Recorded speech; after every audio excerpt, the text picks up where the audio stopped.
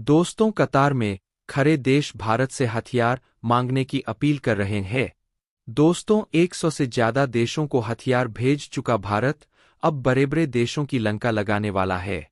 America ने तेजस fighter jet को लेकर एक बार फिर से भारत को बड़ा झटका दिया है। जहां अमेरिका की एरोस्मिथ लेकिन अब अनिश्चित टाइम के लिए टाल दिया है, जिससे भारतीय वायुसेना के मॉडर्नाइजेशन के कार्यक्रम को बहुत बड़ा झटका लगा है। पर हैरानी वाली बात यह है कि भारत को यह झटका ऐसे समय पर लगा है जब भारतीय मिग विमान रिटायर हो रहे हैं और दूसरी तरफ चीन से लेकर पाकिस्तान तक बहुत बड़े पैमाने पर अपनी वायुसेना में state of the art fighter jet शामिल कर रहे हैं। लेकिन भारत के लिए खुशी की बात यह है कि अमेरिकी धोखे के बीच दोस्त रूस ने भारत को अपने नए और state of the art Sukhoi विमान को लेकर बड़ा ऑफर दे दिया है। अब सवाल यह है कि रूस द्वारा भारत को दिया गया यह ऑफर क्या है और इससे भारत को कितना लाभ मिलेगा। और सबसे बड़ी खबर यह है कि कैसे भारत के आर्म्ड व्हीकल ने चीन को पछाड़ दिया है। आइए जानते हैं आज की इस वीडियो में। लेकिन आगे बढ़ने से पहले इस वीडियो को लाइक करके चैनल को सब्सक्राइब जरूर कर लीजिए। दरअसल रूस ने सुखोई 75 और सुखोई 35 फाइटर जेट को लेकर भारत को बड़ा ऑफर दिया है। और हैरानी वाली बात यह है कि रूस ने यह ऑफर तब दिया है जब अमेरिका पिछले कई महीने से तेजस के इंजन को देने में देरी कर रहा है। बता दें कि रूस ने अपने सबसे आधुनिक और खतरनाक सुखोई 55 चेकमेट और सुखोई 35 को लेकर भारत को यह बड़ा ऑफर दिया है। जहां रूस ने अपने 5वीं पीढ़ी के फाइटर जेट कहे जान वाले सुखोई के भारत में निर्माण का ऑफर दिया है। सभी जानते हैं कि रूस भारत का सबसे बड़ा आर्म्स एक्सपोर्टर देश है और उसे गंवाना नहीं चाहता है। उधर अमेरिका चाहता है कि भारत उसका F-35 फाइटर जेट खरीदे। लेकिन तेजस विवाद के बाद अब उसकी उम्मीद को झटका लग सकता है, क्योंकि सुखोई 35 को अमेरिका के F-35 स्टील फाइटर जेट का जवाब माना जाता है, जो उससे काफी सस्ता भी है। बात करें रूस के फाइटर जेट की तो इसमें एडवांस इवोनिक्स और AI लगा है और इस एक विमान की कीमत करीब 30 से 35 मिलियन डॉलर है, जो कि अमेरिकी फाइटर जेट की तुलना में आधे से भी कम है। ऐसे में रूस और भारत के बीच अगर यह डील हो जाती है तो दोनों देश के बीच रिश्ते और ज्यादा मजबूत हो जाएंगे। वहीं इससे रूस की अर्थव्यवस्था को बड़ी मदद मिलेगी, जो अभी पश्चिमी देशों के प्रतिबंधों से जूझ रही है। इस मामले में एक्सपर्ट्स का कहना है कि अगर यह डील हो जाती है तो एजा में रूस का रणनीतिक प्रभाव और बढ़ जाएगा। वहीं भारत इस विमान का एक्सपोर्ट करके पैसे कमा सकता है। बताते चले रूस दशकों से भारत को मिग से लेकर सुखोई तक कई फाइटर जेट भारत को सप्लाई कर चुका है।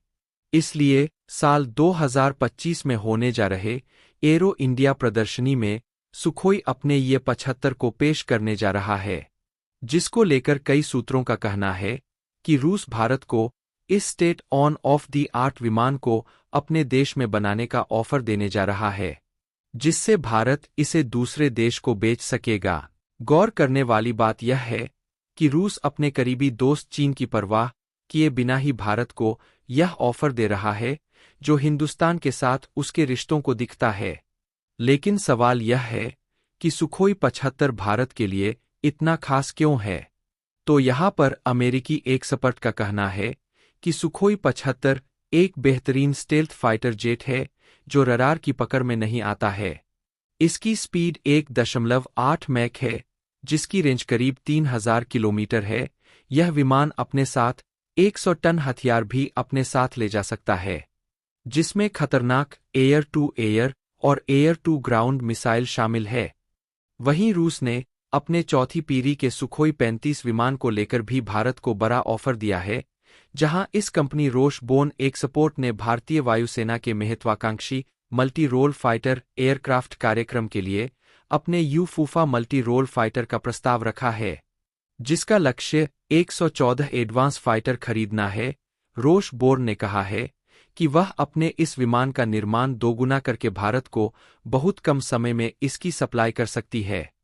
सुखोई 5070 चीन के इंटरनेशनल एयर शो में बेहद चर्चा का विषय बना रहा। सुखोई 5070 ने जब यहां पर उड़ान भरी तब इसको लेकर खूब चर्चा हुई। रूस का यह बेहद खास और 5वें जनरेशन का स्टील मल्टीरोल फाइटर जेट जब चीन पहुंचा तो उसे देखने के लिए लोगों की भीड़ लग गई। हर कोई 57 की चर्चा कर रहा था।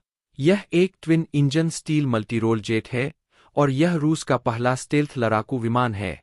लेकिन यह 57 ने आखिर चीन में क्या किया, सबसे पहले यह देख लीजिए दोस्तों। इसने पहले रनवे पर धीमी धीमी रफ्तार पकड़ी और फिर हवा से बातें करने लगा।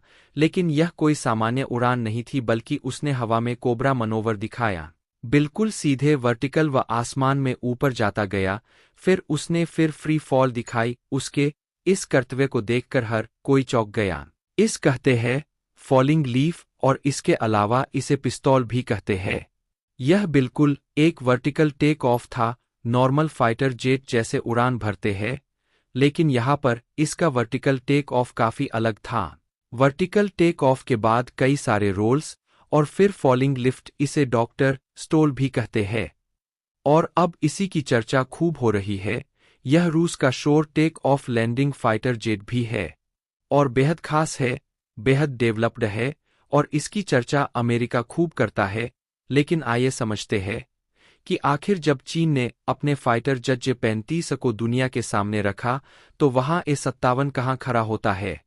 A-57 बेहद खास और डेवलप्ड टेक्निक से बनाया गया है। A-57 रूस का पहला विमान है जिसे टेक्निक के साथ डिजाइन किया गया। इसका उद्देश्य मल्टीरोल विमानन के परिवार का आधार बनाना है, यानी इस विमान के आधार पर आगे और अधिक उन्नत स्किल्स विमानन को डिजाइन किया जाएगा। और इसकी खूबियां भी बेहद खास है। रियल कॉम्बैट के साथ साथ ही जमीनी और समुद्री हमले में सक्षम एक मल्टी रोल फाइटर जेट है, जिसमें stealth supermanoeuvrability supercruise integrated avionics और बड़ी पेलोड क्षमता है। A-57 ने पहली बार साल 2010 में उड़ान भरी थी। पहली प्रोटोटाइप के उड़ान के बाद इसके बहुत सारे परीक्षण हुए, लंबा डेवलपमेंट कार्यक्रम चला। उसी दौरान एक दुर्घटना होती है और फिर वापस इस बेहद खास फाइटर जेट का कमबैक होता है। 56 दिसंबर 2020 में रशियन एयरफोर्स में पहली बार शामिल हुआ। इस फाइटर जेट की लंबाई 65.2 फीट है। विनस पैंक स्पीड की बात करें तो वह है 2135 किलोमीटर प्रति घंटा और सुपरसोनिक रेंज 1500 किलोमीटर तक है। रूस ने कुल मिलाकर अब तक 32 A-57 फाइटर जेट्स बनाए और लगातार इसका प्रोडक्शन जारी है।